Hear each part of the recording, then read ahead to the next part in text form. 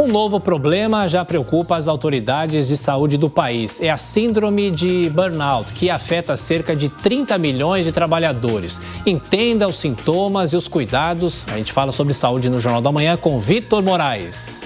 Ana Soares é escritora, CEO de uma editora brasileira e mora na Suíça com a família. Hoje, vive um dos momentos mais felizes de sua vida, mas nem sempre foi assim. Antes de se mudar para lá, viveu momentos difíceis longe do Brasil. Comandando um laboratório de reprodução assistida em Munique, na Alemanha, foi diagnosticada com síndrome de burnout. Basicamente, não tinha forças, muito menos vontade de sair da cama e ir trabalhar. Apesar de amar o seu trabalho, se sentia exausta, destruída. Mesmo ocupando um cargo alto, ainda mais como estrangeira, Ana demorou 2 anos para entender o que estava acontecendo.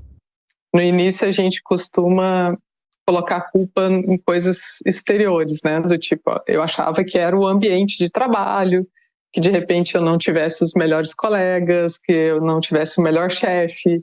E nunca imaginei que até poderia ser esses fatores, mas que o fator principal era eu mesma, né? Era eu que gostava tanto daquele trabalho que não me dei o limite, não enxerguei que eu precisava dar um tempo, muitas horas.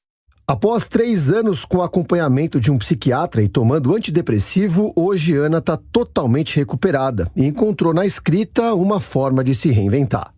Eu falei, vou fazer da minha paixão agora, que eu sempre usei na minha profissão, mas eu vou usar essa paixão e vai virar propósito e vai virar profissão.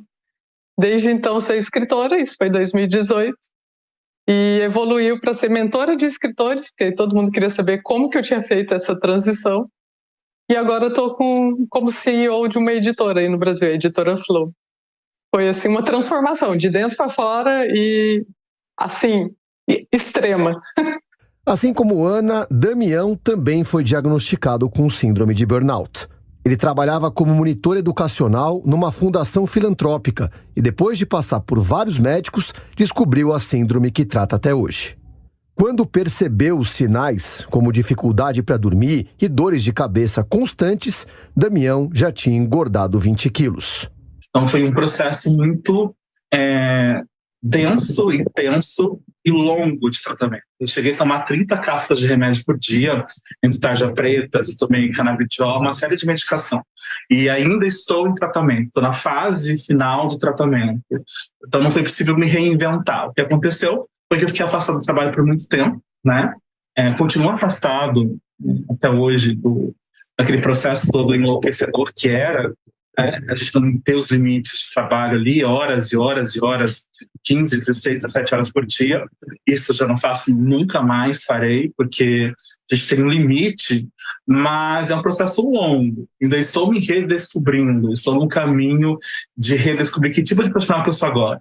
Classificada pela OMS, a síndrome de burnout não é considerada uma doença. É um fenômeno ocupacional similar a uma fadiga relacionada ao trabalho e que, se não for solucionada, pode se agravar e se tornar, aí sim, uma doença mental, como é o caso da depressão, por exemplo.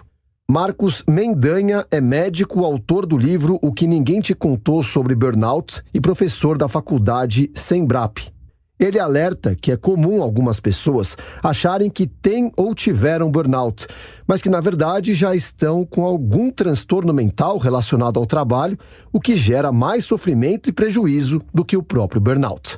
Porque nós estamos aqui falando de uma psicofobia, que é uma bandeira nossa também. A gente não pode desmerecer transtornos mentais. E esse tipo de abordagem, quando a mesma pessoa assume palcos para falar, olha, eu tive burnout, como alguns autores falam que esses pacientes colocam o burnout como se fosse um distintivo de honra. Tipo, olha, o que fizeram comigo foi tão grave, mas olha, deixa claro, hein? Não foi culpa minha, eu não tenho vulnerabilidade. Então, quando eles abrem mão de um diagnóstico já fechado e mais grave, como o da depressão, uma pessoa que você falou, e está tomando antidepressivo há tantos anos, e ainda se mantém na bandeira do burnout, isso é uma psicofobia autoimposta e declarada. É uma pessoa que eventualmente não quer colocar luz no problema, que é muito mais sério. De novo, pode sim estar relacionado a empresas. Vitor, a gente teve um caso recente, aliás, tem vários casos recentes de pessoas que estão suicidando na empresa. A síndrome de burnout afeta cerca de 30 milhões de trabalhadores brasileiros, de acordo com uma pesquisa da Associação Nacional de Medicina do Trabalho.